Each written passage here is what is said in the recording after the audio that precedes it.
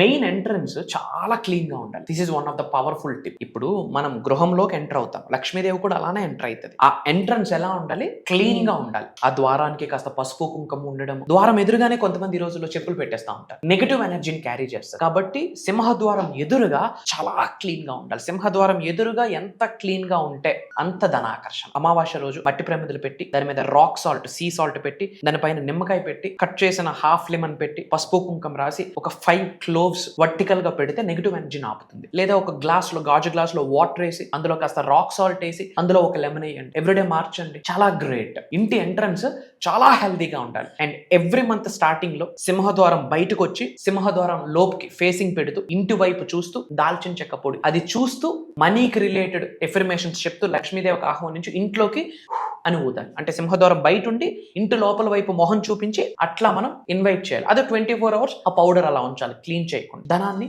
ఆకర్షిస్తుంది. బిగ్గెస్ట్ వాస్తు టిప్ అని కూడా మనం చెప్పొచ్చు. అండ్ ముఖ్యంగా ఉత్తరం వైపు, నార్త్ వైపు మనం బ్లూ కలర్ బల్బ్ పెట్టుకుంటే చాలా శుభం. బ్లూ కలర్ బల్బ్ చాలా శుభం. అంటే వాస్తు పరంగా గ్రేట్ యాడ్ ఆన్ అని చెప్పొచ్చు. గ్రేట్ రిజల్ట్ ఇస్తారు. ఇవి వాస్తుకు సంబంధించి బిగ్గెస్ట్ రెమెడీస్ మా